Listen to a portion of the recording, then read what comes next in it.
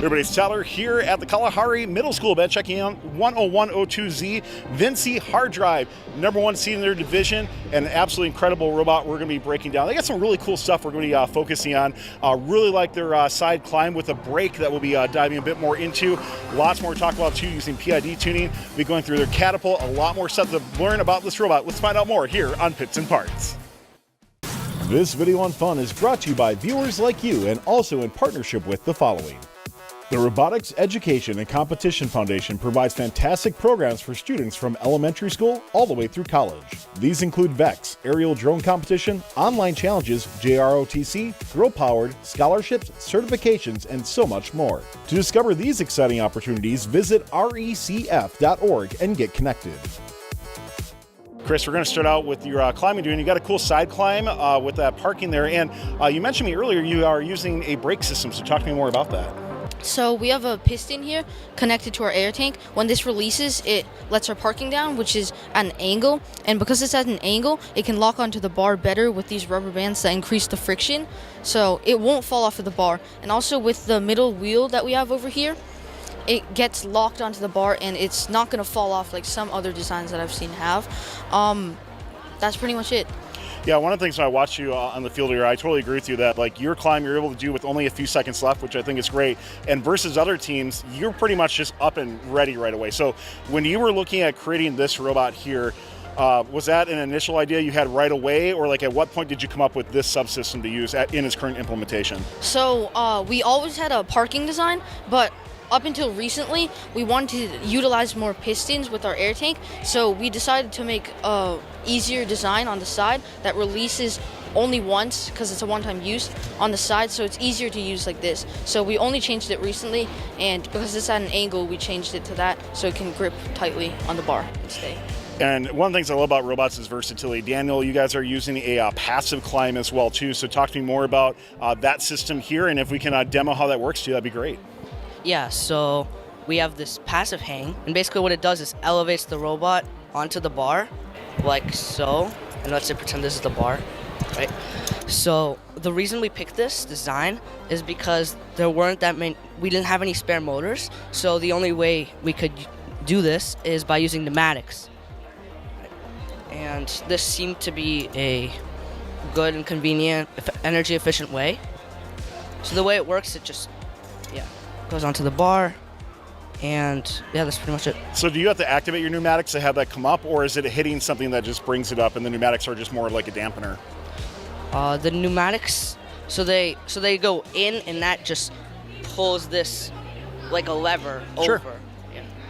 Over no, like that totally makes sense on that. And like I said, I think versatility is such a great thing amongst robots as well too. So I'm glad to see that you brought both of those, because you never know who you're going to be with, right? And it depends, which option you want to go with. So it totally makes sense on that. Let's talk about your catapult as well too. Watching on the field, very fast match loads, Oliver. So talk to me about your catapult in general. Love to hear how quick you are getting through your match loads as well too. So this catapult, we actually used to have a different catapult. This is technically more of a kicker.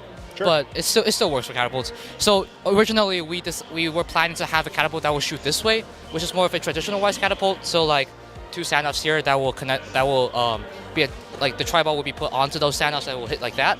But we decided to change to this design because it's quicker and more efficient, and it's also higher and just like easier to match load, right? So this catapult, it's not the fastest catapult, but it's very accurate and also shoots very far. We have this designs here, which makes the ball have little spin to no spin, so that when it lands on the ground, it's gonna spin, it's gonna go like forward and not just like bounce everywhere. We used a red motor with a 1-to-3 gear ratio with slip gears, as you can see here. This part of the gear is slipped. This is like a very classical design of catapults, and so when this motor spins, when it turns, I don't think if I can demo it right now, but basically when this gear turns to this slip part, this will be dragged down, and when it turns to the slip part, this gear is going to release, and boom, that's one shot. It goes pretty fast. For skills, it can do 44 balls in under 30 seconds. Yeah, I'd say that's pretty quick overall. That's pretty quick. So you mentioned that you made that change from that catapult this way. What kind of results have you seen switching more of this type of like slapper mechanism versus a catapult? What has your increase been in output? So the one benefit of changing it to this design is we could actually use these like plastic shields, I guess you can say, to adjust to like actively adjust the tri-ball. Before, when we were using the other catapult, our match loads were like this. We had to put it like all the way over the robot, and this part is like open, so it's very hard to adjust the tri-ball. It was flying everywhere, and that was not good. So now we added these plastic flats and also these standoffs here, and these, which are pretty creative because they're connected to the passive hang. And so now every tri-ball goes onto the same position, and it's the same height, same distance, and that has been really great, especially for skills. Yeah, absolutely. And like I said, your performance here as well, I think it's a testament to that as well too. Let's wrap up in your robot. Andrew's gonna be talking about, let's talk about the programming side of things, using PID in auto. And I noticed you mentioned earlier using an inertial sensor as well too. So talking about what's gone into your robot from a programming side.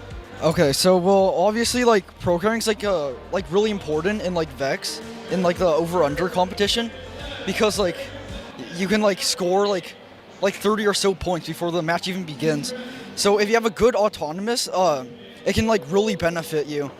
And so basically, obviously you want it to be consistent. You want to score 30 points every single time. And so with our robot, we coded it in C++ with using the Vex header library because it's like the fastest way to do it. We have to code like moving, like driving, and like turning ourselves with a method called PID, and it stands for proportional integral derivative.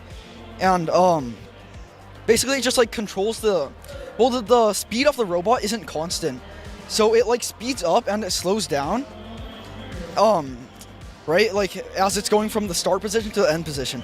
So what PID does, it like controls the acceleration and the deceleration by like adding up the errors, like how far it is from the thing, and then like calculating how much it needs to speed up or slow down to reach that position. And so we have to code all of these, like drive straight forward, like turn the robot, like we have to code it ourselves. But so it took a lot of work on testing, but like once we finished it, we could just code it like normal. We could like say like drive forward this much, turn, drive forward, you know, that kind of stuff. So I know you have a few different autonomous modes when I was watching you. What's your favorite autonomous mode that you've implemented on the field so far? Probably the offensive side code, because it scores the most points. Since like on the defensive side, it's because on the offensive side you can like score the green ones in, but on the defensive side you can't. Well, 10102Z, thank you so much for taking time to tell us more about your robot here. Congrats on a great season so far. Can't wait to see what you do in future events as well too. So good luck the rest of the way, and thanks a lot for taking the time. Thank you so much. Thank you. This video on fun is brought to you by viewers like you, and also